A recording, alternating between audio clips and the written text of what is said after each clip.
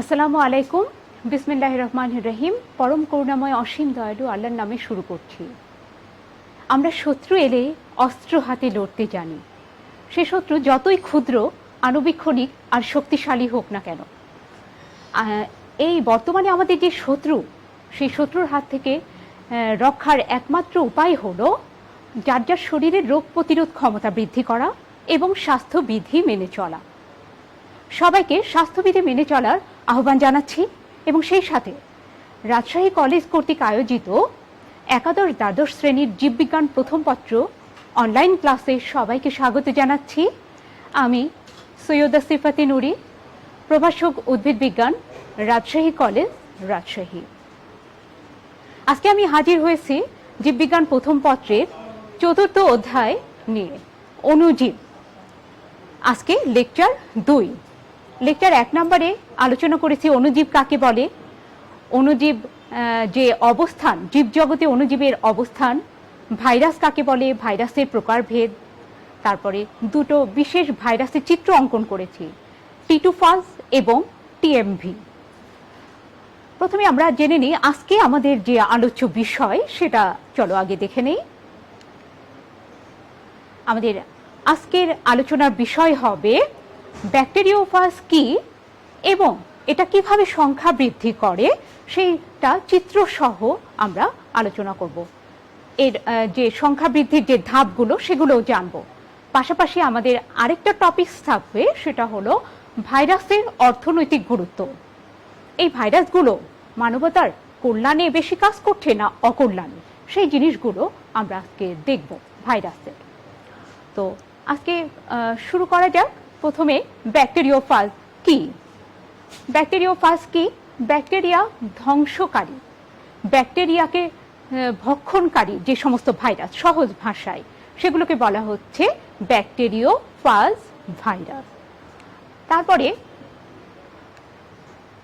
এই যে ব্যাকটেরিওফাজ শব্দটি প্রথম ব্যবহার করেন দ্য হ্যারেলি 1917 সালে ব্যাকটেরিওফাজ নামকরণ করেন। উদাহরণ হিসেবে ব্যাকটেরিওফাজের উদাহরণ টি সিরিজভুক্ত কিছু ভাইরাস আছে। তারপরে ল্যামডাফাজ।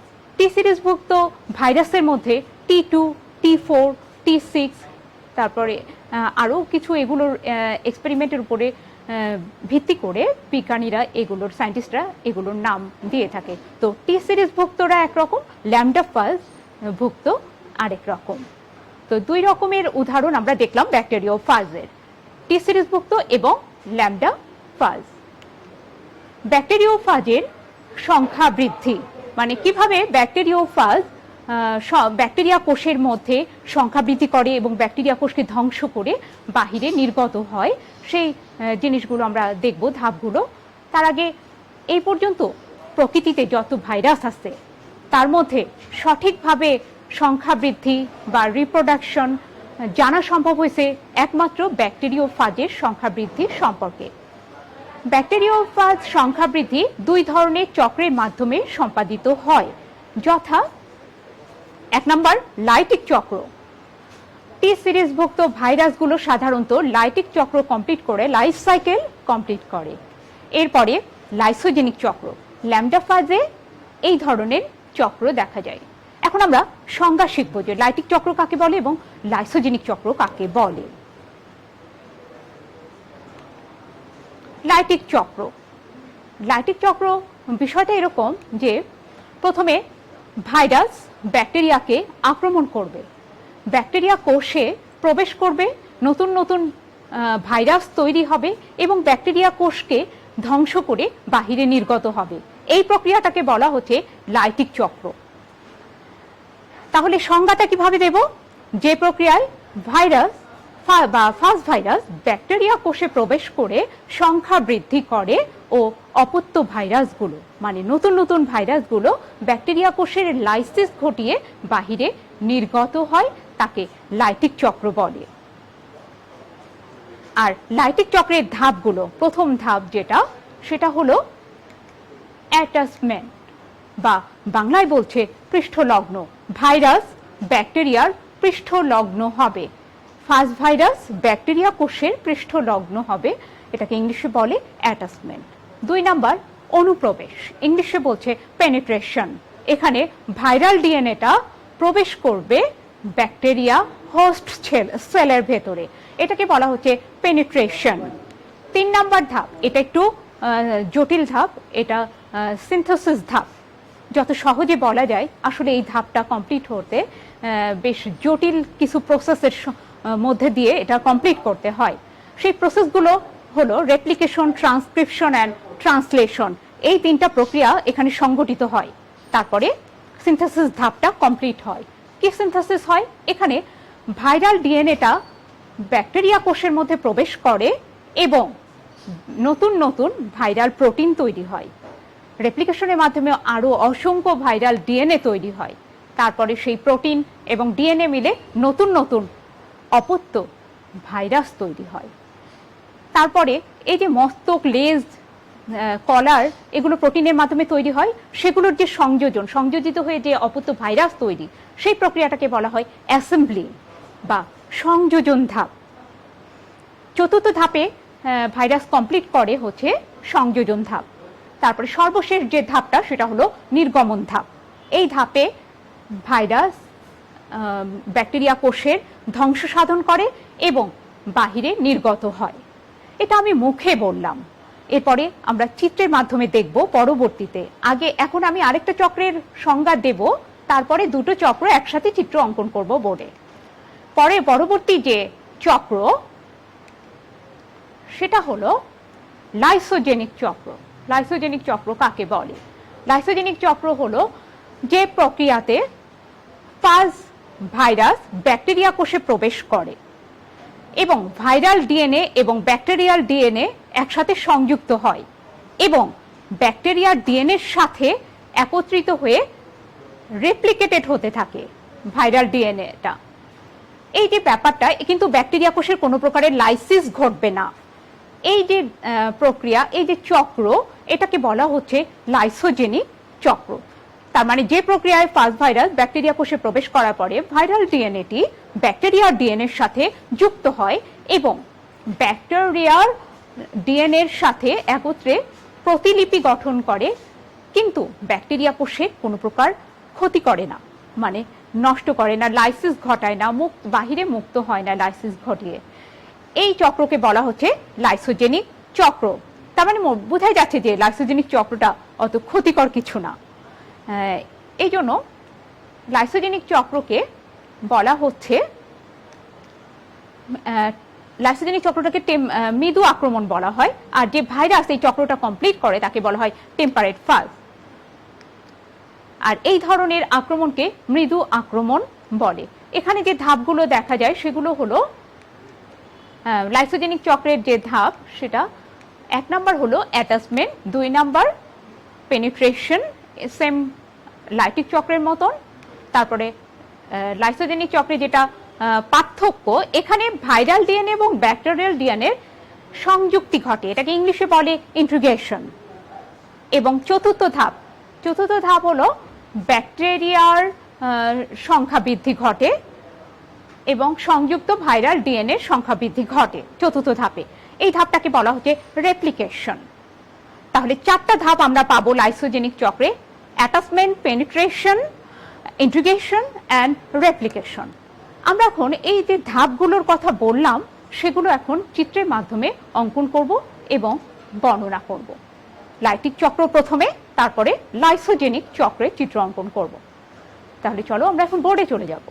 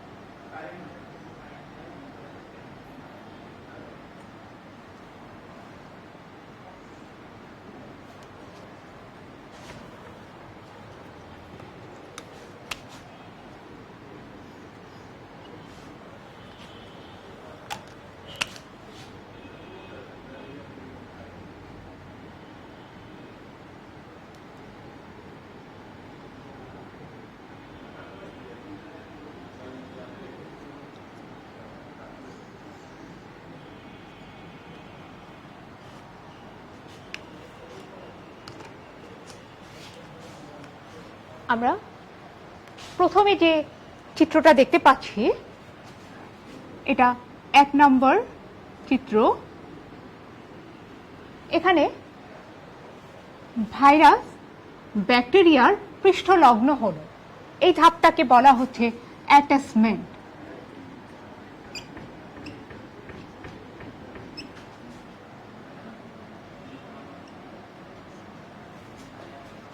এটা হলো ভাইরাল সেল আর এটা হলো ব্যাকটেরিয়া, টিটুফাস ব্যাকটেরিয়া, টিটুফাস ভাইরাস।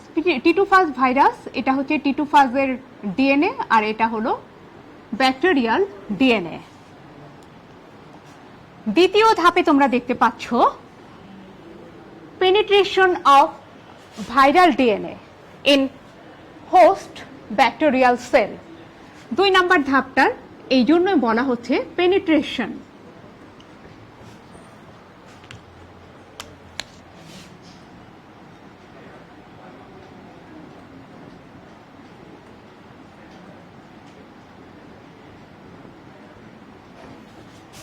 এটা হলো 2 নম্বর ধাপ, পেনিট্রেশন ধাপ। এরপরে 3 নম্বর ধাপ, যেটা 3 নম্বর ধাপ সেটা হলো সিনথেসিস ধাপ। সিনথেসিস ধাপটা আমি কয়েকভাবে মুছে মুছে তোমাদেরকে বোঝানোর চেষ্টা করব। এখানে তোমরা তার আগে বলো যে তোমাদের ধারণা আছে তো, যদি কোনো শত্রুপক্ষ যদি কোনো দুর্গকে আক্রমণ করে তাহলে দেখা যাচ্ছে ভেতরেরই কেউ না কেউ বেইমানি করে, কেউ না কেউ তথ্য ফাঁস করে। তা এইরকমই একটা ব্যাপার ঘটে যে ভাইরাস যখন ব্যাকটেরিয়াটাকে আক্রমণ করছে তখন ব্যাকটেরিয়ার একটা এনজাইম আসছে, নাম হলো RNA polymerase enzyme. RNA polymerase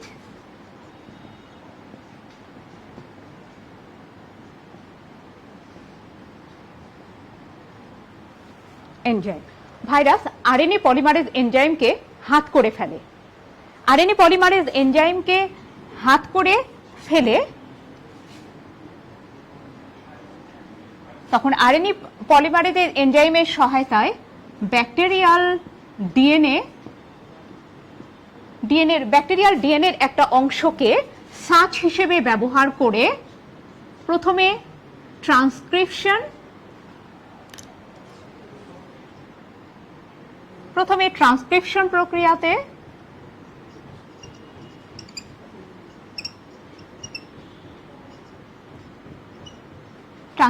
প্রক্রিয়াতে তৈরি করে মেসেঞ্জার আরএনএ।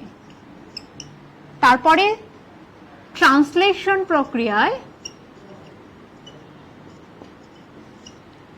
প্রক্রিয়াতে তৈরি করে একটা বিশেষ প্রোটিন, এনজাইম প্রোটিন, বিশেষ এনজাইম প্রোটিন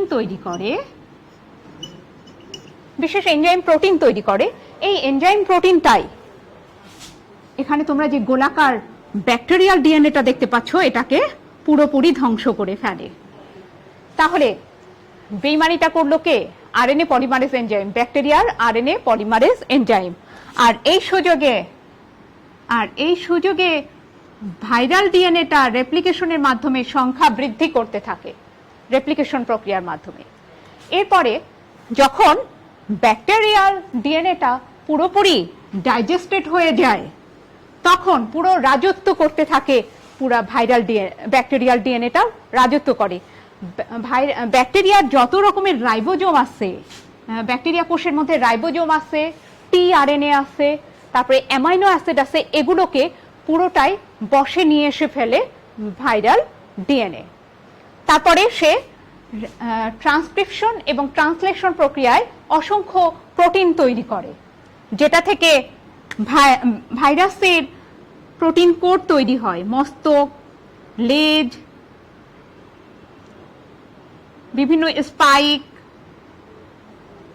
স্পর্শক তন্তু, অসংখ্য মস্তক তৈরি হবে এই প্রোটিনগুলো থেকে। এটা সিনথেসিস ধাপের আরেকটা পর্যায়। এখন এগুলো তৈরি হয়ে গেল, একটা টিটুফাস তৈরি হতে হলে যে মাথা, লেজ, স্পাইক, স্পর্শক তন্তু একটা ডিএনএ, সবই তৈরি হয়ে গেল। এখন এগুলো বিভিন্ন জায়গায় ছড়ানো ছিটানো আছে, এগুলোকে সংযোজন প্রয়োজন। এই জন্য চতুর্থ ধাপটা হবে অ্যাসেম্বলি, 4 নম্বর ধাপ হবে অ্যাসেম্বলি।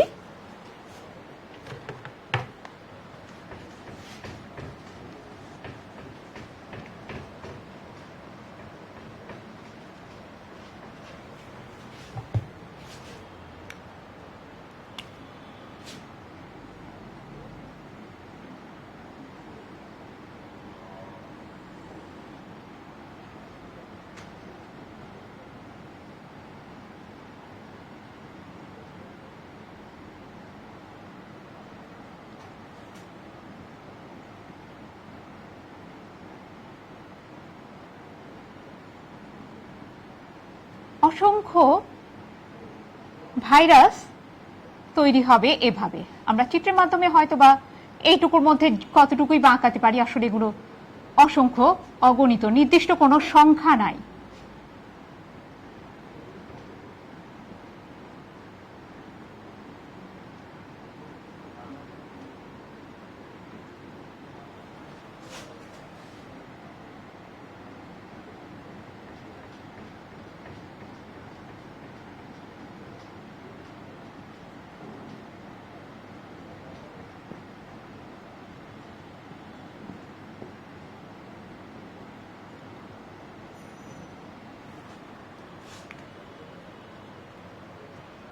মস্তকে থাকবে ডিএনএ, ভাইরাল ডিএনএ।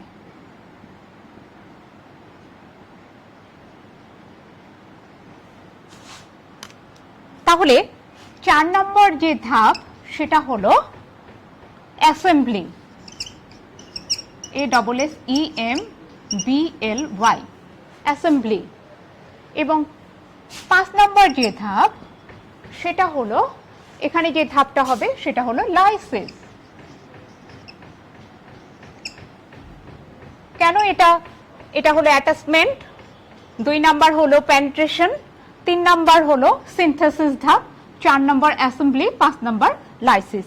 কেন এটা লাইসিস? কারণ এটা ব্যাকটেরিয়া কোষে ধ্বংস করে পুনরায় নতুন নতুন যে ভাইরাসগুলো সেগুলো আবার নতুন কোনো ব্যাকটেরিয়া কোষকে আক্রমণ করবে।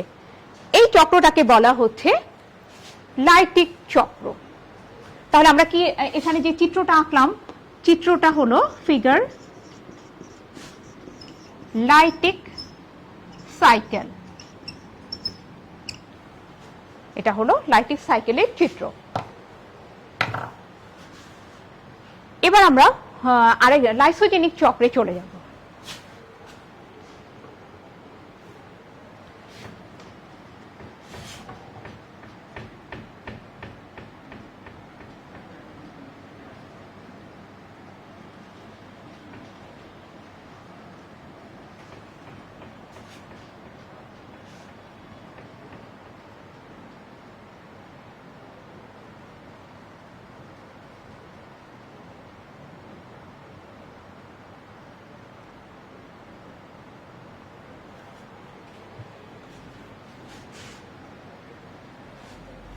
এক নম্বর ধাপে আমরা যে লাইসোজেনিক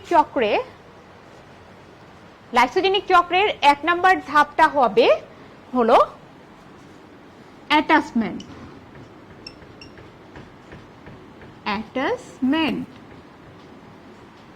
2 নম্বর ধাপ হবে পেনিট্রেশন।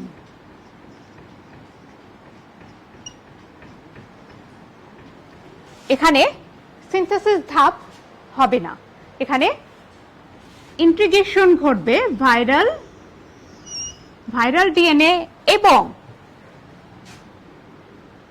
Bacterial DNA. ভাইরাল ডিএনএটার সাথে ব্যাকটেরিয়াল ডিএনএ ইন্টিগ্রেশন হবে। এই যে ইন্টিগ্রেশন হওয়ার পরে তখন ভাইরাল ডিএনএটার নামকরণ করা হয় প্রোভাইরাস। তখন এটার নামকরণ হয় প্রোফাজ অথবা প্রোভাইরাস। প্রোফাজ অথবা এটাকে বলা যেতে পারে প্রোভাইরাস। যখন এটা ইন্টিগ্রেটেড অবস্থায় থাকে তাহলে তোমরা এখানে বলতে পারবে যে প্রোফাজ কাকে বলে, প্রোভাইরাস কাকে বলে। এরপরে যে ধাপটা সেটা হলো রেপ্লিকেশন ধাপ, ভাইরাসটাও সংখ্যা বৃদ্ধি করবে এবং পাশাপাশি ভাইরাল জেনোমটা, ব্যাকটেরিয়াল জেনোমটা সংখ্যা বৃদ্ধি করবে।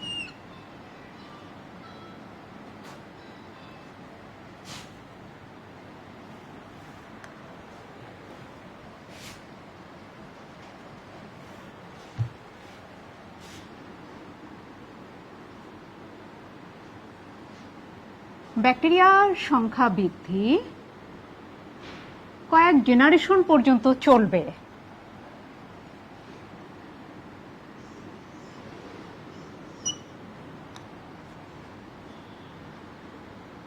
কয়েক জেনারেশন পর্যন্ত এভাবে ব্যাকটেরিয়া একটা থেকে দুইটা, দুইটা থেকে চারটা, চারটা থেকে আটটা জ্যামিতিক হারে সংখ্যায় বাড়তে থাকবে ব্যাকটেরিয়া কোষটা। পাশাপাশি রেপ্লিকেশন ঘটবে যে ব্যাকটেরিয়াল জেনোমের, পাশাপাশি প্রোফাজের সংখ্যাও বাড়তে থাকবে। এভাবে প্রায় 10 থেকে 70 জেনারেশন পর্যন্ত এভাবে যেতে থাকে। এই ধাপটাকে কিন্তু বলা হয় ইন্টিগ্রেশন। 4 নম্বর ধাপ হলো 3 নম্বর ধাপ ছিল ইন্টিগ্রেশন, 4 নম্বর ধাপ হবে রেপ্লিকেশন। 3 নম্বর ধাপ হলো, এই ধাপটার নাম হলো ইন্টিগ্রেশন।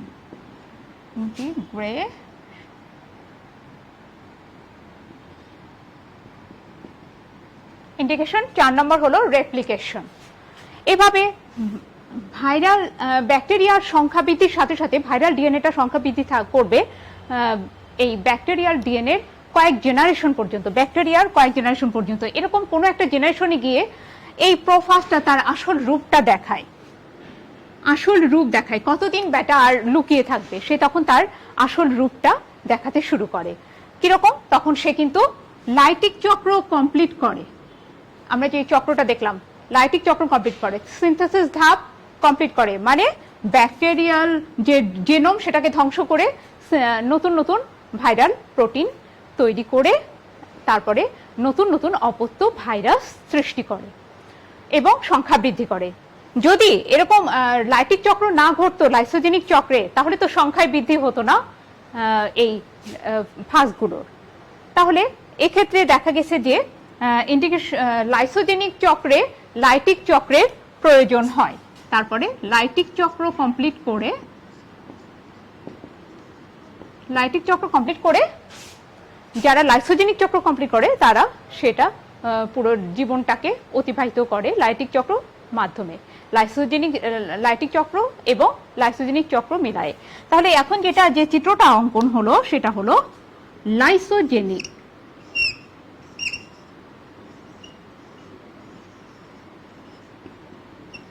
লাইসোজেনিক চক্র। এই ছিল আমাদের লাইটিক চক্র এবং লাইসোজেনিক চক্রের চিত্র। লাইটিক চক্রের হচ্ছে কয়টা ধাপ? লাইটিক চক্রের 5টা ধাপ, আর লাইসোজেনিক চক্রের 4টা ধাপ। এইভাবে একটা ক্ষুদ্র একটা মাত্র ভাইরাস পুরো ব্যাকটেরিয়াকে ধ্বংস করে অসংখ্য ভাইরাস হিসেবে বাহিরে নির্গত হয়, প্রকৃতিতে নির্গত হয়। এবার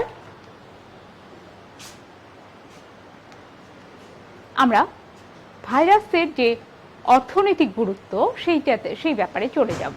ভাইরাসের অর্থনৈতিক গুরুত্ব।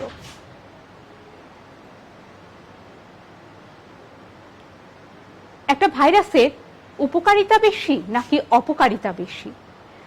আমরা দেখছি যে, বা আমাদের বাস্তব যে জ্ঞান সেটা থেকে মনে হয় ভাইরাসের অপকারিতাই বেশি। এই জন্য আমরা প্রথমে অপকারিতাগুলো সম্পর্কেই আলোচনা করব। ভাইরাসের অপকারিতা, এটা মানুষের রোগ সৃষ্টি করে। মানুষের রোগ সৃষ্টি করে অসংখ্য রোগ আছে, বেশ কিছু রোগ আছে পৃথিবীতে। এই পর্যন্ত ইতিহাসে যতগুলো মহামারী আছে, প্যান্ডেমিক বলো, এপিডেমিক বলো, এন্ডেমিক বলো, এই রোগগুলোর পেছনে দেখা যায় ভাইরাল ডিজিজগুলোই দায়ী মানুষের মহামারী সৃষ্টিতে। তো এটা একটা অনেক বড় অপকারী দিক। এছাড়াও মানুষের আরো অন্যান্য সাধারণ অসুখগুলো হয় ভাইরাল ডিজিজ দ্বারা। যেমন এই পর্যন্ত যে প্যান্ডেমিক সৃষ্টিকারী রোগগুলো এখন বর্তমানে চলছে সেটা হলো কোভিড-19। এছাড়াও মহামারী রোগ সৃষ্টিকারী ভাইরাল ডিজিজ, প্লেগ, গুটি বসন্ত, তারপরে ইবোলা ভাইরাসের আক্রমণ, এই যে ডেঙ্গু জ্বরও মোটামুটি এপিডেমিক সৃষ্টি করে বিশ্বে। এই রোগগুলো ভাইরাল ডিজিজ, মানুষের রোগ সৃষ্টি। এছাড়া আরও রোগ আছে, চিকেন পক্স, ইনফ্লুয়েঞ্জার, বিভিন্ন রকমের ইনফ্লুয়েঞ্জার এই ভাইরাল ডিজিজের, হিউম্যান ভাইরাল ডিজিজের উদাহরণ। এছাড়া অন্যান্য প্রাণীতেও রোগ সৃষ্টি করে, গবাদি পশুতে, বিশেষ করে গবাদি পশুতেও রোগ সৃষ্টি করে। প্রাণীতে রোগ সৃষ্টি সম্পর্কে যেটা বলবো যে অনেক প্রাণীতে সৃষ্টির প্রথম থেকে এই পর্যন্ত অনেক প্রাণী বিলুপ্ত হয়ে যায় এই টাইপের ভাইরাসের আক্রমণ দ্বারা। আবার অনেক প্রাণী মানে ইভলিউশনের মাধ্যমে তাদের নিজেদের কিছু রূপ চেঞ্জ করতে পারছে এই ভাইরাল অ্যাটাকের মাধ্যমে। ভাইরাসগুলোর অনেক অবদান আছে বিবর্তন, অরিজিন অ্যান্ড ইভলিউশনে। এরপরে উদ্ভিদ রোগ সৃষ্টি, এই পর্যন্ত প্রায় 300টা উদ্ভিদ রোগের ভাইরাল ডিজিজের সন্ধান পাওয়া যায়, যে উদ্ভিদ রোগ সৃষ্টি করে এরকম উদ্ভিদ রোগের উদাহরণ আছে প্রায় 300টা ভাইরাস দ্বারা। উপকারী অণুজীব ধ্বংস করেও ভাইরাস ক্ষতি করে থাকে। যেমন ব্যাকটেরিওফাজ রূপে যদি উপকারী ব্যাকটেরিয়াগুলোকে ধ্বংস করে তাহলে সেটা আমাদের জন্য ক্ষতিকর, আর যদি ক্ষতিকর ব্যাকটেরিয়াকে ধ্বংস করে তাহলে সেটা কি হবে, আমাদের জন্য উপকারিতা। দুটোই পারে, ভাইরাস উপকারী ব্যাকটেরিয়াকেও মারতে পারে, আবার হচ্ছে যারা ক্ষতিকর ব্যাকটেরিয়া সেগুলোকেও মারতে পারে। এরপরে উপকারিতাগুলো সম্পর্কে আমরা একটু দেখব যে এগুলো প্রধান যে উপকারিতা এই পর্যন্ত সেটা হলো টিকা প্রস্তুত করা সম্ভব হয়েছে, বেশ কিছু রোগের টিকা। যেমন গুটি বসন্ত, এটা কিন্তু এখন আর দেখা যায় না, এটার প্রতিষেধক এসে গেছে, এটার টিকা আবিষ্কার করা সম্ভব হয়েছে। তারপরে হেপাটাইটিসের টিকা, ভ্যাকসিন প্রস্তুত সম্ভব। জলাতঙ্ক রোগের টিকা আবিষ্কার, প্লেগ রোগের টিকা, এরকম টিকা প্রস্তুত করা সম্ভব হয়েছে, যেটা মানবতার কল্যাণে ব্যবহার করা হয়েছে। এটা হলো ভাইরাসের উপকারিতা। আরও উপকারিতা আছে, ক্ষতিকর ব্যাকটেরিয়াগুলো ধ্বংস সাধন করতে পারে ব্যাকটেরিওফাজ রূপে, যেটা একটু আগে বললাম। এরপরে জীবের অরিজিন অ্যান্ড এভলিউশন সম্পর্কে যদি আমরা জ্ঞান অর্জন করতে চাই তাহলে আমাদের ভাইরাস সম্পর্কে জানতে হবে, ভাইরাসের ভাইরোলজি পড়তে হবে। এরপরে টিউলিপ ফুলের সৌন্দর্য বর্ধন করে। অনেক সময় হয়তোবা ওরা অজান্তেই টিউলিপ ফুলের গাছের উপরে তারা একটা স্পট তৈরি করে, সেটা দেখা যাচ্ছে রোগ না হয়ে আরো সৌন্দর্যটাকে বাড়িয়ে দিল। টিউলিপ ফুলের সৌন্দর্য বর্ধনে এভাবে ভূমিকা রাখছে ভাইরাস। এবার আমরা এসে গেলাম যে উদ্ভিদের ভাইরাস জনিত রোগ তোমাদের সিলেবাসভুক্ত, যেটা তোমাদের যেই রোগের তোমাদের লক্ষণ পড়তে হবে, প্রতিরোধ পড়তে হবে, প্রতিকার পড়তে হবে, পাশাপাশি পড়তে হবে সেই রোগের প্যাথোজেনের নাম কি, সেই রোগের হোস্টের নাম কি, বা সেই রোগটার জীবাণুর বাহক আছে কিনা, সেই বাহকের নাম কি। এই জিনিসগুলো এখন আমরা জানবো। প্রথমে উদ্ভিদ রোগ, তোমাদের সিলেবাসে একটা উদ্ভিদ রোগ আছে যেটা ভাইরাল, সেটা হলো তোমরা যেটা দেখতে পাচ্ছ পেঁপে গাছের একটা রোগ, এটার নাম হলো ring spot disease of papaya. Ring spot disease of papaya, disease name ring spot disease of papaya. এটার প্যাথোজেনের নাম হলো পাপায়া রিং স্পট ভাইরাস, সংক্ষেপে বলে পিআরএসভি। পিআরএসভির দুটো টাইপ আছে, P type and W type. P টাইপটা পেঁপেতে রোগ সৃষ্টি করে, পেঁপে গাছের যে রিং স্পট সেটা তৈরি করে পি টাইপ। আর ডাব্লিউ টাইপটা শশা জাতীয় যে বা কুমড়া জাতীয়, স্কোয়াশ জাতীয় যে সবজিগুলো সেগুলোতে রিং স্পট তৈরি করে ডাব্লিউ টাইপ। এখানে কিছু ছবি তোমরা দেখতে পাচ্ছ ring spot disease of cucurbit ফ্যামিলির যে প্লান্টগুলো সেগুলোতে। তারপরে এটার বোটানিক নেম, এই ভাইরাসটার বোটানিক নেম হলো পটি ভাইরাস। এটা একটা আরএনএ ভাইরাস, এটা একসূত্র অনাবৃত আরএনএ ভাইরাস। এর যে প্রোটিন কোটের বাহিরে ভেতরে যে কেন্দ্রে যে নিউক্লিক অ্যাসিডটা থাকে সেটা হলো আরএনএ, সেটা একসূত্র। এটার একটা ভেক্টর আছে। এই যে অণুজীবটার কথা বললাম পিআরএসভি ভাইরাস, এটাকে একটা বাহক আছে, বাহকগুলোকে বলা হচ্ছে ভেক্টর। এই বাহকগুলো হচ্ছে পোকা, সেই পোকাগুলোর নাম কি, জাপ পোকা। জীবাণু বাহক এফিড বা জাপ পোকা। তোমরা দেখতে পাচ্ছ যে পেঁপে গাছের পাতার নিচে কেমন ভাতের মতন লেগে থাকে এই পোকাগুলো। দেখে মনে হবে এটা তোমরা উপরে যেটা দেখতে পাচ্ছ যে মাইক্রোস্কোপিক ভিউ, যে কারণে পাগুলো দেখতে পাচ্ছ, কিন্তু তুমি খালি দৃষ্টিতে দেখলে দেখবা যে ভাতের মতন লেগে আছে পাতার নিচে। এগুলো হলো এফিড বা জাপ পোকা। এই এফিড বা জাপ পোকাগুলোর বোটানিক নেম আছে। এফিড বা জাপ পোকা বৈজ্ঞানিক নাম অ্যাপ্লাস গসিপি। আবার আরেকটা আছে মাইজাস পার্জেসি। মাইজাস পার্জেসি, অ্যাপ্লাস গসিপি, মাইজাস পার্জেসি, এরকম পোকাগুলোর বোটানিক নেম। তোমাদের যেটার হচ্ছে পোকাগুলোর যে সায়েন্টিফিক নেম তোমাদেরকে পড়তে হবে, অ্যাপ্লাস গসিপি, মাইজাস পার্জেসি। এছাড়া পোকা ছাড়াও কিন্তু এই জীবাণুটা বাহিত হতে পারে। কিভাবে? যান্ত্রিকভাবে, বিভিন্ন যন্ত্রপাতি। কৃষক যখন একটা পেঁপে চাষি যখন কাটাই ছাঁটাই করে, তার যে যন্ত্রপাতিগুলো সেগুলোর মাধ্যমেও এই জীবাণুটা এক জায়গা থেকে আরেক জায়গায় ছড়াতে পারে। আমরা এখানে দুটো চিত্র দেখতে পাচ্ছি পাশাপাশি, পেঁপে গাছ। তোমাদের কাছে কি মনে হয় কোনটা সুস্থ এবং কোনটা অসুস্থ? আমি তোমাদের সামনাসামনি ক্লাসে আমি তোমাদের কাছ থেকে এটা আদায় করতাম যে এটা কি, কোনটা সুস্থ কোনটা অসুস্থ, তোমরা তোমাদের ভিউ থেকে বলো। এখানে তোমরা 99% সঠিক অ্যান্সার দিতে পারতে, আর 1% তারাই দিতে পারতে না যারা হচ্ছে চেষ্টাই করতে না, মানে ক্লাসটাই দেখোনি। এটা সবাই বলতে পারবে যে কোনটা সুস্থ এবং কোনটা অসুস্থ। এটা হলো সুস্থ পেঁপে গাছ। আর পরের যে ছবিটা সেটা হলো রিং স্পট ডিজিজে আক্রান্ত পেঁপে গাছ। এখানে পাতাগুলো মানে অনিয়মিত আকারের হয়ে আসছে, হলুদ হয়ে গেছে, সুস্থ না, যার কারণে পরেরটা হলো রিং স্পট ডিজিজে আক্রান্ত পেঁপে গাছের চারা। এখন এই রোগের যে প্রতিকার, প্রতিরোধ, এগুলো আমাদেরকে তো পড়তে হবে। প্রতিকার ভালো না প্রতিরোধ ভালো? সবচেয়ে ভালো হয় যদি প্রতিরোধ গড়ে তোলা যায় এই রোগগুলোর এগেনস্টে, আমরা যদি প্রতিরোধ গড়ে তুলতে পারি। প্রতিকার, রোগাক্রান্ত গাছ, প্রথমে যদি রোগ যদি হয়ে যায়, চাষি এখন কি করবে? চাষির করা উচিত রোগাক্রান্ত গাছকে উঠিয়ে মাটির নিচে চাপা দিয়ে পুড়িয়ে ফেলা, রোগাক্রান্ত যেগুলো সেগুলোকে। তারপরে রোগাক্রান্ত গাছগুলোকে যে পেঁপে ক্ষেতটা, এখানে নেট বা জাল দিয়ে ঘিরে দেয়া, যাতে এফিড আক্রান্ত করতে না পারে, নেট দিয়ে ঘিরে দেওয়া। নিয়মিত পেস্টিসাইড স্প্রে করা, যাতে এই এফিড বা জাপ পোকাগুলো আক্রমণ করতে না পারে। এরপরে আমরা যেটা প্রতিরোধে চলে যাই। এই প্রতিরোধ আসলে একটা প্রতিরোধ সবচেয়ে বেশি যেটা কার্যকরী সেটা হলো রোগ প্রতিরোধী জাত চাষ করা। আর এখন তো বায়োটেকনোলজির যুগ, জেনেটিক ইঞ্জিনিয়ারিং এর যুগ। জেনেটিক ইঞ্জিনিয়ারিং ব্যবহার করে, জিন কৌশল ব্যবহার করে সবচেয়ে ভালো হয় পিআরএসবি প্রতিরোধী জাত চাষ করা, পিআরএসবি প্রতিরোধী ট্রান্সজেনিক প্লান্ট চাষ করা, এই চারা সংরক্ষণ করে। তারপরে প্রতিরোধ গড়ে তোলা যেতে পারে এই ক্ষেত পরিচর্যার বিষয়গুলো সচেতনতা সৃষ্টির মাধ্যমে। আক্রান্ত বাগানে নতুনভাবে বাগান যাতে না করা, এটা খেয়াল রেখে এভাবে প্রতিরোধ গড়ে তোলা যেতে পারে রিং স্পট ডিজিজ অফ পাপায়ার এগেনস্টে। এখন তোমাদের জন্য একটা প্রশ্ন, যে রোগের হোস্টের বৈজ্ঞানিক নাম কি?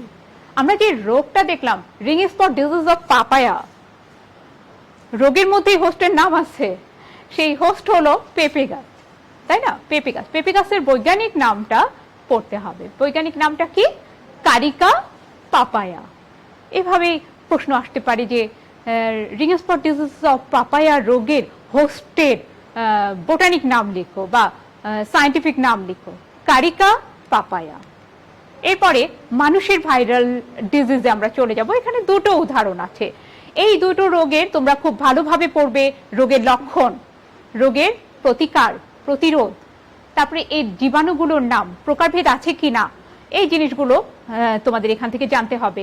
উদ্দীপকের মধ্যে রোগের লক্ষণ দেওয়া থাকবে, সেখান থেকে তোমাদেরকে চিনে বের করতে হবে এটা কোন রোগের কথা বলা হচ্ছে। তো আমরা চলো এখন ডিজিজ দেখি। 1 নম্বর উদাহরণ আছে hepatitis, viral hepatitis. Disease name viral hepatitis. এখানে প্রায় ABCDE কয়টা ভাইরাস? 5টা ভাইরাস, 5 রকমের ভাইরাসের আক্রমণে এই হেপাটাইটিস হয়। বাংলাতে বলে জন্ডিস। 5 রকমের ভাইরাস, ABCDE ভাইরাস। এই 5 প্রকারের ভাইরাস দ্বারা হেপাটাইটিস রোগ হয়। তার মধ্যে A B C D E, আমি একটু বোর্ডে যাব A B C D E সম্পর্কে তোমাদেরকে ধারণা দিতে।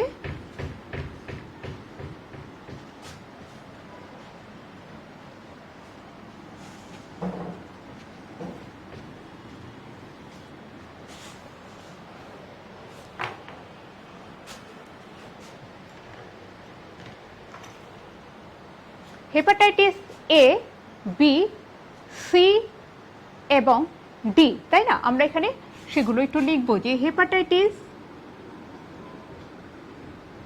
এ virus, hepatitis B virus, hepatitis C virus, hepatitis D virus, hepatitis E virus. এই কয়েকটাই তো ভাইরাস আমি বললাম যে প্যাথোজেনের নাম A B C D E. তার মধ্যে এ ভাইরাস এবং ই ভাইরাস এ দুটো সহজেই ভালো হয়ে যায়। এই দুটো ভাইরাসের আক্রমণে যে জন্ডিসটা হবে সেটা ভালো হয়ে যাবে। এটা হলো আরএনএ ভাইরাস, হেপাটাইটিস বি হলো ডিএনএ ভাইরাস, হেপাটাইটিস সি হলো আরএনএ ভাইরাস, হেপাটাইটিস ডি হলো আরএনএ ভাইরাস, হেপাটাইটিস ই হলো আরএনএ ভাইরাস।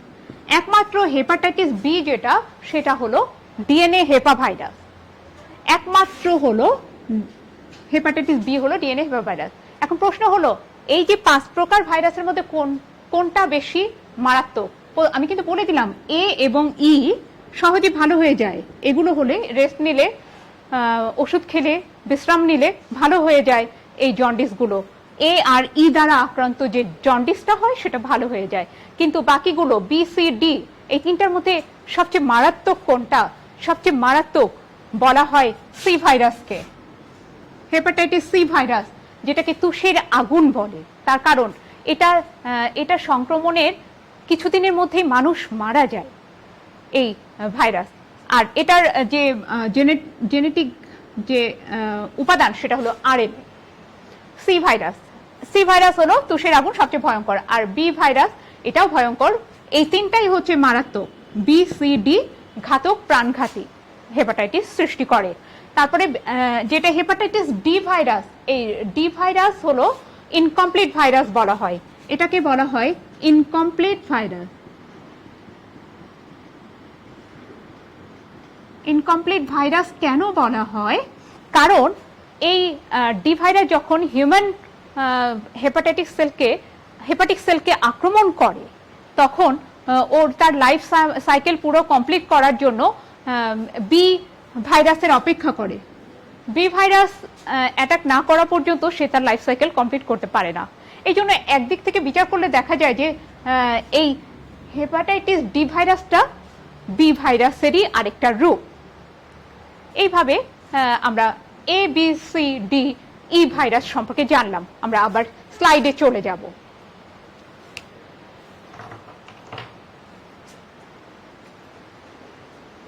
আমরা দেখলাম যে এ আর ই পানি এবং খাদ্য দ্বারা বাহিত হয়, যেগুলো সাধারণত সহজে ভালো হয়ে যায়। বিসিডি ভয়ঙ্কর, প্রাণঘাতী। এগুলো কিভাবে, এই বিসিডি গুলো কিভাবে ছড়ায়? রক্ত, সিরিঞ্জ দ্বারা বাহিত হয়। এগুলো সাধারণত অন্যের ইউজ করা জিনিসেও এটা থেকে ছড়াতে পারে। তারপরে গর্ভবতী মা থেকে সন্তানে আসতে পারে। আর কিছুটা এইচআইভির যে কারণে ছড়ায়, সেই কারণে বিসিডি একইভাবে ছড়াতে পারে। হেপাটাইটিস বি, সি এবং ডি ভাইরাস এইভাবে ছড়ায়। এটার কন্টেনার কোনগুলো? এগুলোর বাহককে, এই বায়োলজিক্যাল কোনো বাহক নেই। এটার কন্টেনার হলো দূষিত পানি হতে পারে, খাবার হতে পারে। তারপরে বায়োলজিক্যালি বাহক মানুষ এক মানুষ থেকে আরেক মানুষে হতে পারে, রক্ত দ্বারা, সুচ দ্বারা, সিরিঞ্জ দ্বারা। এগুলো এই হেপাটাইটিস ভাইরাসগুলো এক হোস্ট থেকে আরেক হোস্টে যেতে পারে। তো এই ছিল কন্টেইনারের উদাহরণ। আর হোস্টকে, হোস্ট মানুষ, তাই না? এরপরে আমরা চলে যাব আমাদের রোগের লক্ষণ। এই রোগ হলে কি লক্ষণগুলো দেখা যায়?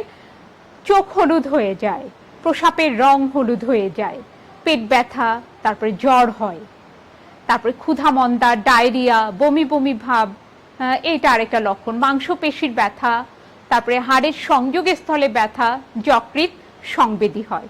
আসলে তোমরা যখন উদ্দীপক থেকে তোমাদের এই রোগটাকে চিহ্নিত করবে কি দেখে, এখানে তোমাদেরকে জানতে হবে যে চোখ হলুদ হয়ে যায়, বিষয়টা থাকবে যকৃৎ সংবেদী। এই দুইটা লক্ষণকে মাথার মধ্যে রেখে দাও যে হেপাটাইটিস হলে, জন্ডিস হলে কোন দুটা রোগ আমি মাথায় রাখবো। এই হলুদ হয়ে যাওয়া, প্রস্রাব হলুদ হয়ে যাওয়া, চোখ হলুদ হয়ে যাওয়া এবং যকৃৎ সংবেদী, এই তিনটা লক্ষণকে আমি দেখো ডিপ করে দিচ্ছি বোল্ড কালার করে। এই তিনটা জিনিস তোমাদের মাথায় থাকলে তোমরা রোগের লক্ষণ হিসেবে হেপাটাইটিসকে চিনতে পারবে। হেপাটাইটিসের আসলে বাংলা কি? লিভার সিরোসিস, মানে লিভারের যে জন্ডিস, লিভারে অ্যাটাক করে অর্গানে। তো এইটা হলো রোগের লক্ষণ। প্রতিকারের থেকে অবশ্যই প্রতিরোধ ভালো, আমরা তো বারবার বলছি প্রতিকারের থেকে কি ভালো? প্রতিরোধ ভালো।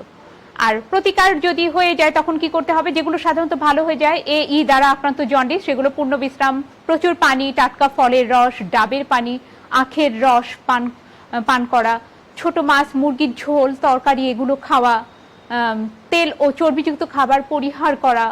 আরেকটা যেটা তোমাদের খুবই অপ্রিয় একটা সাজেশন, সেটা হলো সফট ড্রিঙ্কস পরিহার করা। তোমরা তো কখনোই এটা ছাড়বে না, তাই না? কিন্তু যদি হয়ে যায় তোমাকে তখন কয়েকদিন কষ্ট করতেই হবে, 10 থেকে 15 দিন সফট ড্রিঙ্কস পরিহার। সর্বোপরি নিয়মিত চিকিৎসকের পরামর্শটা গ্রহণ করতে হবে। আর প্রতিরোধ যেটা বলবো, আসলে ভাইরাল যে ডিজিজগুলো সেগুলোর প্রতিরোধ দুইটা উপায়ে হয়ে থাকে। একটা হলো অ্যান্টিভাইরাল বা অ্যান্টিভাইরাল ড্রাগগুলো গ্রহণ করা, এবং আরেকটা উপায় হলো ভ্যাকসিনেশন, ভ্যাকসিন গ্রহণ করা। ভ্যাকসিন গ্রহণ করে শরীরে রোগ প্রতিরোধ ক্ষমতা শক্তিশালী করা। এই জন্য বলা হচ্ছে প্রতিরোধ গড়ে তোলা, ভ্যাকসিন গ্রহণ প্রতিরোধের একমাত্র উপায়, এবং পাশাপাশি গণসচেতনতা সৃষ্টি। এখন ভ্যাকসিনেশনের যে ব্যাপারটা হেপাটাইটিসের ক্ষেত্রে, হেপাটাইটিস বি এবং সি এর পেন্টাভ্যালেন্ট ভ্যাকসিন আছে, যেটা প্রথম 3টা নেওয়া হয় 1 মাস পর পর, এবং চতুর্থটা নেওয়া হয় প্রথম ভ্যাকসিনের 1 বছর পরে, এবং পঞ্চমটা নেওয়া হয় 5 বছর পরে। এইভাবে পেন্টাভ্যালেন্ট ভ্যাকসিনের একটা কোর্স আছে, যেটা হেপাটাইটিস বি সি থেকে আমাদের শরীরকে, মানুষের শরীরকে রক্ষা করে থাকে। এভাবে ভ্যাকসিনেশনের ব্যাপারটা বললাম। ডিজিজ 2, ডেঙ্গু জ্বর, এটাও বর্তমানে প্রায় দেখা যায় যে আমাদের দেশে কয়েকটা জেলাতে এপিডেমিক সৃষ্টি করছে ডেঙ্গু জ্বর। ডেঙ্গু জ্বরের প্যাথোজেনের নাম কি? ফ্লাভি ভাইরাস, ডেঙ্গু ভাইরাস। এই ভাইরাসটা আরএনএ ভাইরাস। এটার যে ভেক্টরটা হলো এডিস মশা। এডিস মশার দুইটা প্রজাতি আছে, এডিস ইজিপ্সি এন্ড এডিস অ্যালবোপিক্টাস নামক মশকি। এই মশকি, তাহলে এডিস মশকির 2টা প্রজাতির নাম তোমরা দেখলে। আর হোস্ট মানুষ। আমরা এখন এই ডেঙ্গুর জ্বরের যে ভেক্টর তার চিত্র দেখতে পাচ্ছি, এডিস ইজিপ্সি। রোগের লক্ষণগুলো খেয়াল করো, যেটা তোমাদের সাহায্য করবে উদ্দীপকের ভিতর থেকে রোগটাকে শনাক্ত করতে। প্রথমত যেটা হয় সেটা হাড় ভাঙা জ্বর আসে, চামড়ায় ছোট ছোট র্যাশ হয়, রক্ত জমাট বেঁধে ছোপ ছোপ র্যাশ হয়, চোখে, তারপরে স্কিনে বা চামড়ায় রক্ত জমাট বাঁধে, কোমর, মাংসপেশি, জয়েন্টে ব্যথা। এগুলো হলো রোগের যে লাল কালি দিয়ে যেগুলো দেখানো, সেগুলো হলো মেজর যে লক্ষণ, যেটা থেকে তোমরা ডেঙ্গুকে চিনতে পারবা। তীব্র মাথা ব্যথা হবে, বমি হবে।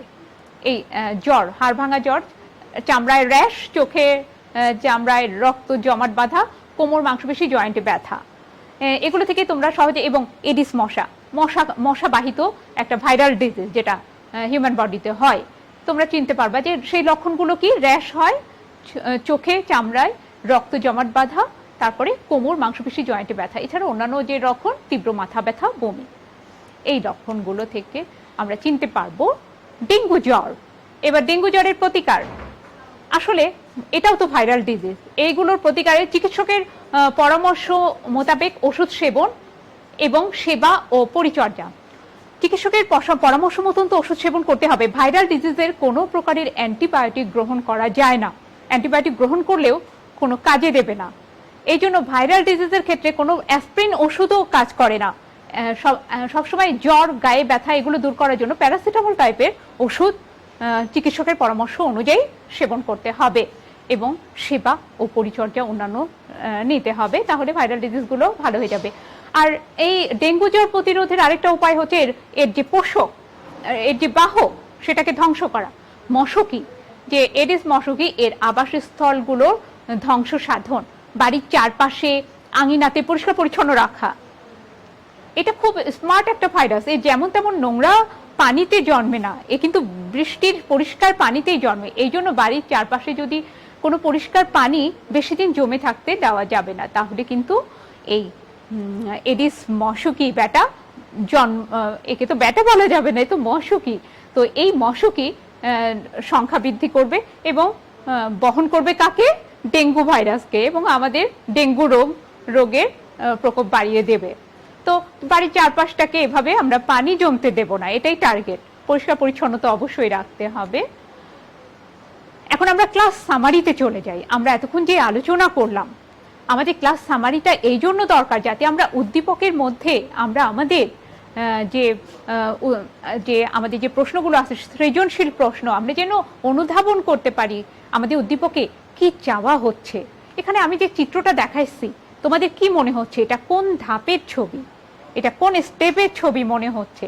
দেখে মনে হচ্ছে তো ভাইরাসগুলো খুব মজায় আসছে, মানে ব্যাকটেরিয়ার পিঠে চড়ে মনে হচ্ছে পুরো বিশ্ব ভ্রমণ করছে। আসলে কি তাই? আসলে তা না। এখানে কিন্তু ভাইরাসগুলো ব্যাকটেরিয়ার যা সর্বনাশ করার সর্বনাশ করে ফেলছে, সর্বনাশ করে ফেলছে। মানে এটা কোন ধাপ? নির্গমন ধাপ। ব্যাকটেরিয়ার ধ্বংস করে ওরা বাহিরে নির্গত হচ্ছে। অথচ দেখে মনে হচ্ছে কত সুসম্পর্ক। আসলে এখানে একটা নেগেটিভ বিষয় ইউজ করছে, ভাইরাসগুলো ব্যাকটেরিয়াকে ধ্বংস করে বাহিরে নির্গত হচ্ছে। এই জন্য এটা হলো লাইটিক চক্রের লাইসিস ধাপ। দ্বিতীয় যে চিত্রটা তোমরা দেখছো, এখানে কি করছে তোমরা কি ভালো করে খেয়াল করলে দেখবে যে এখানে ভাইরাসটা তার ডিএনএটাকে পেনেট্রেশন করছে ব্যাকটেরিয়া কোষের মধ্যে। তাহলে 2 নাম্বারটা হলো কোন ধাপ? অনুপ্রবেশ ধাপ। 3 নাম্বারে তোমরা যেটা দেখতে পাচ্ছ, ভাইরাসটা ব্যাকটেরিয়া কোষের পৃষ্ঠ লগ্ন হচ্ছে, মানে এসে আক্রমণ করছে। তাহলে এখনো আক্রমণ করেনি, তাহলে এটা হলো পৃষ্ঠ লগ্ন ধাপ। ঠিক আছে, এরপরে যে চিত্রগুলো দেখতে পাচ্ছ এখান থেকে অনুধাবন করতে হবে। 1 নম্বর অনুধাবন, 1 নম্বর চিত্র দেখে মানে আজকের যে রোগ, পেঁপে গাছের অনেক রোগ আসছে, কিন্তু আজকের যে রোগ, তোমাদের সিলেবাসভুক্ত যে রোগ, পেঁপে গাছ দেখলেই তোমাদেরকে তার মানে বুঝতে হবে যে এটা ring spot disease of papaya. 2 নম্বর ক্ষেত্রে যেটা অনুধাবন করার বিষয় সেটা হলো যকৃৎ, মানে হেপাটাইটিস রোগ, ভাইরাল হেপাটাইটিসকে আমি ইঙ্গিত করছি। 3 নম্বর যে চিত্রটা সেটা রেড ব্লাড সেল দেখাইছি। আসলে রেড ব্লাড সেল দিয়ে কি দেখাচ্ছি আমি? আসলে এখানে বলতে চাচ্ছি যে ডেঙ্গু জ্বর হলে কিন্তু যে 3 রকমের ডেঙ্গু জ্বর আছে। সাধারণ ডেঙ্গু জ্বর, হেমোরেজিক ডেঙ্গু জ্বর, আর আরেকটা হলো ডেঙ্গু শক সিনড্রোম ডেঙ্গু জ্বর। 3 রকমের ডেঙ্গু জ্বর। তো হেমোরেজিক আর ডেঙ্গু শক সিনড্রোমে কি হয়? অনুচক্রিকা কমে যায়, প্লাটিলেট কমে গিয়ে রেড ব্লাড সেলগুলো বেড়ে যায়। এই জন্য যে লক্ষণগুলো দেখা যায়, রক্ত বমি পর্যন্ত হয়, রক্ত পায়খানা, রক্ত বমি এগুলো পর্যন্ত হয়ে মৃত্যু পর্যন্ত হয়ে থাকে। ডেঙ্গু পেশেন্ট তখনই মারা যায় যখন এটা ডেঙ্গু শক সিনড্রোম পর্যায়ে চলে যায়। এখানে হেমো কনসেন্ট্রেশন বলে একটা ব্যাপার থাকে। এই জন্য এখানে রেড ব্লাড সেলটা দেখানো আসছে। তার মানে এখানে আমি ইঙ্গিত করছি যে রোগটা সেটা হলো ডেঙ্গু জ্বর। এই ছিল আমার আজকের ক্লাস। তোমাদের সবাইকে অসংখ্য ধন্যবাদ মনোযোগ দিয়ে আমার ক্লাস করার জন্য। তোমাদের সবাইকে অনেক অনেক দোয়া এবং শুভকামনা। পরবর্তী ক্লাস দেখার আমন্ত্রণ জানিয়ে আমি আজকে বিদায় নিচ্ছি। সেই পর্যন্ত তোমরা সবাই সুস্থ থাকো, ভালো থাকো এবং অবশ্যই স্বাস্থ্যবিধি মেনে চলো। আল্লাহ হাফেজ।